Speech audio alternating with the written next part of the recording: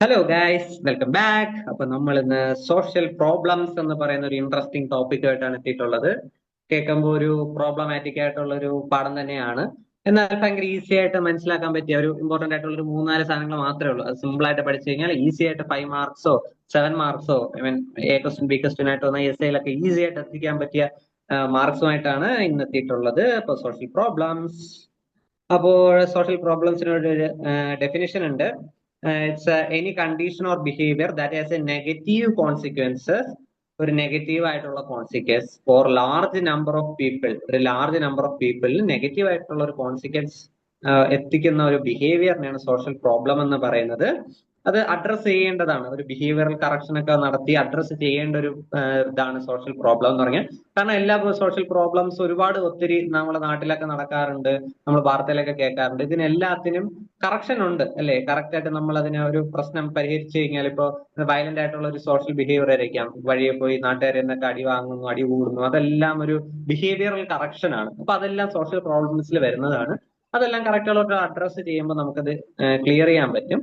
അടുത്ത social problems adversely affect the society അല്ലെ? ഒരു നെഗറ്റീവ് ഇമ്പാക്ട് ആകുമ്പോൾ അത് മോശമായിട്ടായിരിക്കും. അതിപ്പോ നമ്മളെ അല്ലെങ്കിൽ ഇപ്പൊ ഒരു 5-6 പേരുണ്ടെങ്കിൽ അതിൽ ആരെങ്കിലും ഒക്കെ ഭയങ്കര നെഗറ്റീവ് ആയിട്ട് ബാധിക്കുന്ന ഒരു കാര്യമാണ് സോഷ്യൽ പ്രോബ്ലം എന്ന് പറയുന്നത്.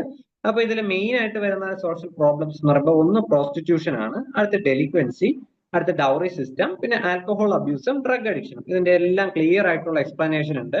അപ്പൊ ഇത് ഇത്രയേ ഉള്ളൂ ഡെഫിനിഷൻ. സിമ്പിൾ ആയിട്ട് മനസ്സിലാക്കി വെക്കുക. നെഗറ്റീവ് കോൺസിക്വൻസ് എന്ന വേർഡാണ് മെയിൻ ആയിട്ട് ഹൈലൈറ്റ് ചെയ്യേണ്ടത്. അടുത്ത് എന്താണ് ക്യാരക്ടറിസ്റ്റിക് ഓഫ് സോഷ്യൽ പ്രോബ്ലം? ഇത് മെനി ഫാക്ടേഴ്സ് കൊണ്ടുണ്ടാവാം അല്ലെ? എന്തെങ്കിലും ഇല്ലിട്രസി, അതൊരു ഒരു മേജർ ആയിട്ടുള്ള ഒരു പോയിന്റ് ആണ്.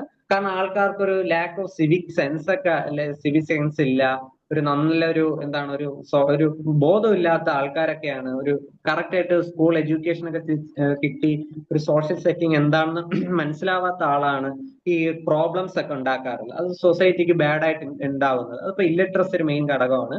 പിന്നെ ലാക്ക് ഓഫ് ഫെസിലിറ്റീസ് കുറയുമ്പോൾ വരും. ഗേൾ ചൈൽഡ് ആണെങ്കിൽ കുറച്ച് സോഷ്യൽ പ്രോബ്ലം വരും, ഡൗറി പോലുള്ളതൊക്കെ. പിന്നെ മാൽ ന്യൂട്രീഷൻ, പോവർട്ടി, അതൊക്കെ എന്തെങ്കിലും കൊണ്ട് സൊസൈറ്റിക്ക് ഒരു ബുദ്ധിമുട്ടാവാറുണ്ട്.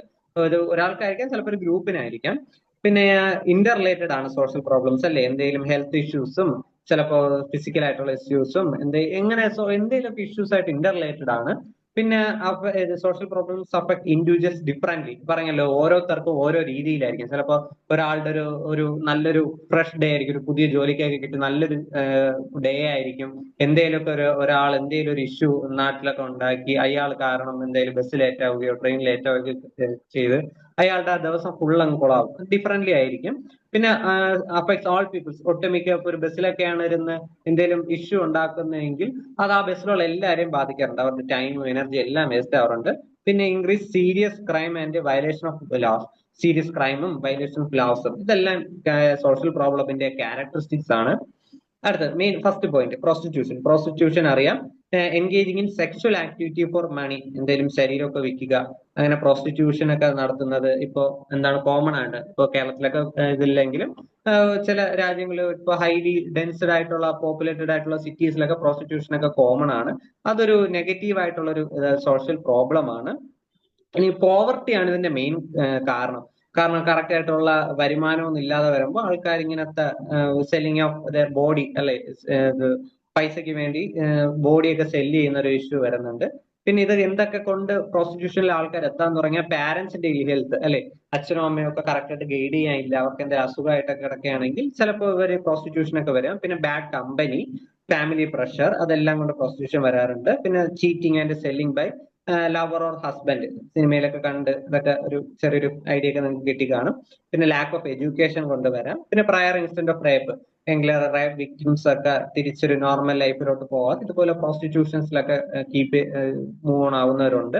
പിന്നെ ചിലർ അക്സെപ്റ്റൻസ് ഓഫ് പ്രോസ്റ്റിറ്റ്യൂഷൻ, ഇതിൽ എന്തോ ഉണ്ട് എന്ന് മനസ്സിലാക്കി അങ്ങനെ ഒരു അൺവാണ്ടഡ് ആയിട്ടുള്ള ഒരു വേയിൽ ഡൈവേർട്ട് ആയി പോകുന്നവർ. അപ്പോ ഇതുകൊണ്ട് എന്ത് ഇഷ്യൂ ഉണ്ടാവും എന്ന് ചോദിച്ചു കഴിഞ്ഞാൽ, പ്രോസ്റ്റിറ്റ്യൂഷൻ കാരണം സെക്ഷുവലി ട്രാൻസ്മിറ്റഡ് ഡിസീസ് ഒക്കെ ഭയങ്കരമായിട്ട് കൂടാറുണ്ട്. അതുപോലെ തന്നെ ഹ്യൂമൻ ട്രാഫിക്കിംഗ്, ഇപ്പൊ ഇതൊരു ബിസിനസ് ആയിട്ട് കാണുന്ന കുറച്ച് ആൾക്കാർ കാണുമല്ലേ, അപ്പൊ ഒരു മനുഷ്യക്കടത്തും അങ്ങനെ ഈ കൊച്ചുകുട്ടികളൊക്കെ തട്ടിക്കൊണ്ട് പോകുന്നതൊക്കെ ഇഷ്യൂസ് ഒക്കെ വരാറുണ്ട്. പിന്നെ മെന്റൽ ആൻഡ് ഫിസിക്കൽ അബ്യൂസ് പ്രോസ്റ്റിറ്റ്യൂഷനിൽ ഉണ്ടാവാറുണ്ട് അല്ലെ? അതെല്ലാം പ്രോസ്റ്റിറ്റ്യൂഷന്റെ ഒരു നെഗറ്റീവ് ഇതാണ്. ഇതെങ്ങനെ റെമഡി ചെയ്യാന്ന് വെച്ചാൽ STDസിനെ പറ്റി നല്ലൊരു എഡ്യൂക്കേഷൻ കൊടുക്കാം. പിന്നെ എന്താണ് ക്രിയേറ്റിംഗ് ജോബ്, അവർക്ക് ഇത് മാത്രമല്ല, പ്രോസ്റ്റിറ്റ്യൂഷനിൽ കൂടെ അല്ല മണി ഏൺ ചെയ്യാൻ പറ്റിയത്, വേറെ നല്ല വഴികളുണ്ട്. പുതിയ ട്രെയിനിങ് ഒക്കെ കൊടുത്ത് പുതിയൊരു ജോബ് ഒക്കെ ക്രിയേറ്റ് ചെയ്യാൻ പറ്റുമെന്ന് നമുക്ക് അവരെ അതിലേക്ക് കൊണ്ടുവരാം, ഇൻകം ജനറേറ്റ് ചെയ്യാൻ പറ്റും. പിന്നെ പോവർട്ടി ഇറാഡിക്കേഷൻ ഒക്കെ റെമഡീസ് ആണ്.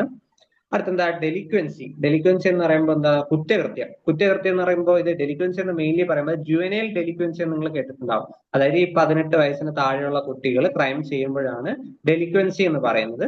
ഡെലിക്വൻസി ഒരു മൈനർ ക്രൈം ആണ്, especially that committed by young people. അതായത് യങ് എന്ന് പറയുമ്പോൾ ഒരു 18 വയസ്സിന് താഴെയുള്ളവർക്ക് കമ്മിറ്റ് ചെയ്യുന്ന ക്രൈമാണ് ഡെലിക്വൻസി എന്ന് പറയുന്നത്. ഇത് വരാൻ കാരണം ബാഡ് ഹോംസ് കണ്ടീഷൻസ്, അൺസ്റ്റേബിൾ ആയിട്ടുള്ള ന്യൂക്ലിയർ ഫാമിലീസ്, വീട്ടിലുള്ള വയലൻസ്, സോഷ്യൽ സർക്കിൾ മോശമാവുന്നത് വഴി, പിയർ പ്രഷർ, മോറൽ ഗൈഡൻസിന്റെ ഒക്കെ ഇത് കാരണം ഡെലിക്വൻസി ഉണ്ടാവാറുണ്ട്. ഇതെങ്ങനെ ശരിയാക്കാന്ന് വെച്ച് കഴിഞ്ഞാൽ, ഇങ്ങനെ ആരെങ്കിലും പോയിട്ടുണ്ടെങ്കിൽ എന്താണ്, അവർക്ക് പ്രൊട്ടക്റ്റീവ് ബാരിയേഴ്സ് വെക്കുക. അല്ലേ, ഇനി അങ്ങോട്ട് പോകാൻ പാടില്ല, കറക്റ്റ് ആയിട്ടുള്ള എഡ്യൂക്കേഷൻ വഴി നല്ലൊരു പഠിക്കുക, നന്നായിട്ട് ജോലി വാങ്ങുക, വേറൊരു ലൈഫിലോട്ട് പോവുക എന്നൊക്കെ പറയുമ്പോൾ അവരെ സെക്യൂർ ആയിട്ടുള്ള ഒരു എൻവയോൺമെന്റിലേക്ക് കൊണ്ടുപോവുകയൊക്കെയാണ് ഇത് റെമഡി എന്ന് പറയുന്നത്.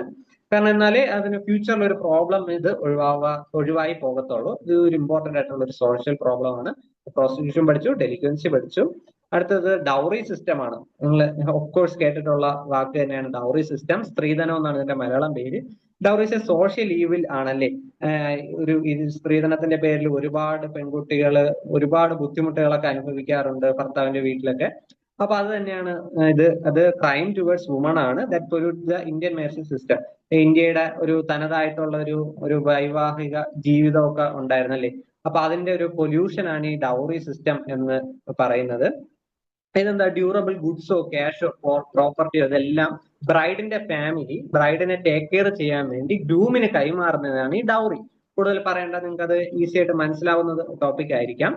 അടുത്ത റെമഡീസ് എന്ന് പറയുമ്പോൾ നമുക്കൊരു ഡൗറി പ്രൊഹിബിഷൻ ആക്ട് ഉണ്ട് 1961. അതിനെ ഒന്ന് പ്രൊമോട്ട് ചെയ്യുക. കാരണം സ്ത്രീധനം ചോദിക്കുന്നതും ചോദിച്ച് വാങ്ങുന്നതും കൊടുക്കുന്നതും എല്ലാം തെറ്റാണ്. അപ്പൊ അതിനാണ് ഇതിന്റെ ഒരു മെയിൻ റെമഡി ആയിട്ട് നമുക്ക് നോക്കാനുള്ളത്. അപ്പൊ സ്ത്രീധനം വേണ്ട എന്നുള്ള രീതിയിൽ പറയുക. അപ്പൊ ഒരു സോഷ്യൽ ഇഷ്യൂ, ഒരു മെയിൻ ആയിട്ടുള്ള ഒരു ഇഷ്യൂ അത് ഒഴിവാകും. അടുത്തെന്താ പറയാ, ആൽക്കോഹോൾ അബ്യൂസ് അല്ലെ. ആൽക്കോഹോൾ കൺസപ്ഷൻ അൺകൺട്രോൾഡ് ആയിട്ടുള്ള രീതിയിലോ ടു മച്ച് ആയിട്ടോ ടു ഓപ്പൺ ആയിട്ടോ അധികം അടുത്തടുത്ത ദിവസങ്ങളിലായിട്ടോ അൺകൺട്രോളബിൾ ആയിട്ട് പോകുന്നതാണ് ഈ ആൽക്കോഹോൾ അബ്യൂസ് എന്ന് പറയുന്നത്.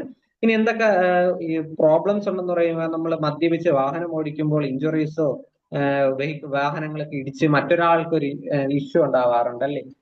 ഒരു നോർമലായിട്ട് മനസ്സമാനത്തോടെ നടന്നു പോകുന്ന ഒരാളായിരിക്കും ഒരാൾ വണ്ടി കൊണ്ടിരിക്കുന്നത്. അതൊക്കെ ഒരു ആൽക്കഹോൾ അബ്യൂസ് കാരണമുള്ള ഒരു റിസ്ക് ഫാക്ടറാണ്.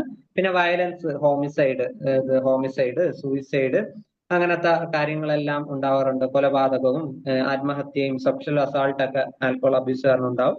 പിന്നെ റിസ്കി ബിഹേവിയർ വരുന്നുണ്ട്, അൺപ്രൊട്ടക്റ്റഡ് ആയിട്ടുള്ള സെക്സ് കാരണം STDs ഒക്കെ കൂടാനുള്ള ഒരു സാധ്യതയുണ്ട്. പിന്നെ സ്ത്രീകളാണ് ആൽക്കഹോൾ അബ്യൂസ് എങ്കിൽ മിസ്കാരേജും സ്റ്റിൽ ബർത്തും ഒക്കെ ഉണ്ടാവാറുണ്ട്. അടുത്ത high blood pressure, heart disease, stroke, അങ്ങനത്തെ കുറച്ച് ഹെൽത്ത് ഇഷ്യൂസ്. പിന്നെ breast mouth cancers, liver cancer ഒക്കെ ഇമ്പോർട്ടന്റ് ആണ്. പിന്നെ ഇമ്മ്യൂൺ സിസ്റ്റം വീക്ക് ആവാറുണ്ട് സ്ഥിരമായിട്ട് മദ്യപാനികൾക്ക്. അതുപോലെ മെന്റൽ ഹെൽത്ത് പ്രോബ്ലംസ്, ഡിപ്രഷനോ ആൻസൈറ്റി അതുപോലുള്ള മെന്റൽ ഹെൽത്ത് പ്രോബ്ലംസ് ഒക്കെ വരാറുണ്ട്. പിന്നെ ഹാങ് ഓവർ വരുന്നുണ്ട്. അടുത്തെന്താണ്, സോഷ്യൽ പ്രോബ്ലംസ്, ഫാമിലി പ്രോബ്ലംസ്, സ്ഥിരമായിട്ട് വീട്ടിലും ബഹളം, നാട്ടിലും ബഹളം, ജോബിലും ബഹളം, അൺഎംപ്ലോയ്മെന്റ്, അങ്ങനത്തെ എല്ലാ ഇഷ്യൂസും ആൽക്കഹോൾ അബ്യൂസിൽ വരുന്നുണ്ട്. അടുത്ത ഡ്രഗ് അഡിക്ഷൻ. ഇപ്പോ ആൽക്കഹോൾ ഒരു സബ്സ്റ്റൻസ് ആണ്, എന്നിരുന്നാൽ കൂടിയും ഈ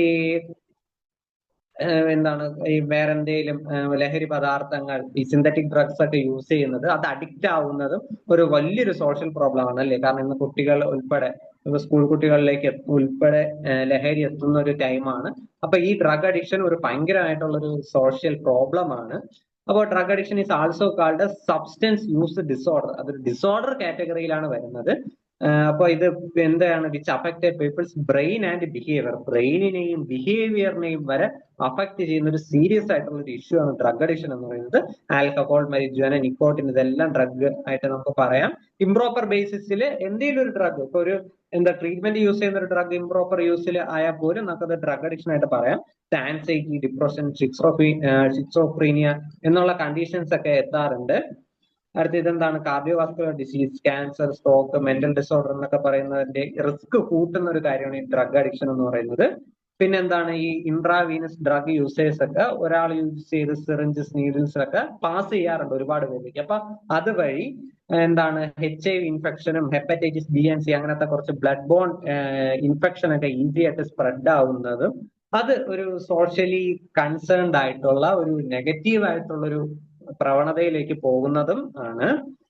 അപ്പോ ഇത്രയേ ഉള്ളൂ സോഷ്യൽ പ്രോബ്ലംസ്. ഇച്ചിരി ഇമ്പോർട്ടന്റ് ടോപ്പിക് ആണ്, കുറച്ച് വലുതായിട്ട് തോന്നും. പക്ഷെ ആ ഹെഡിങ്സ് എല്ലാം മനസ്സിലാക്കി കഴിഞ്ഞ് കഴിഞ്ഞാൽ നിങ്ങൾക്ക് ഇത് നിങ്ങളുടേതായ രീതിയിൽ എഴുതാൻ പറ്റും. അതിൽ ആ പ്രോസ്റ്റിറ്റ്യൂഷനും ഡൗറി സിസ്റ്റം, ആൽക്കഹോൾ അബ്യൂസും എല്ലാം നിങ്ങൾക്ക് കേട്ട് പരിചയമുള്ള വാക്കായിരിക്കും. ആകെ ഇച്ചിരി കൺഫ്യൂഷൻ വരുന്ന ഡെലിക്വൻസി ആയിരിക്കും. അപ്പൊ അതുകൂടെ ഒന്ന് സിമ്പിൾ ആയിട്ട് മനസ്സിലാക്കി പോവുക, ഈസി ആയിട്ട് എക്സാം എഴുതുക. Thank you. നെക്സ്റ്റ് ക്ലാസ്സിൽ കാണാം.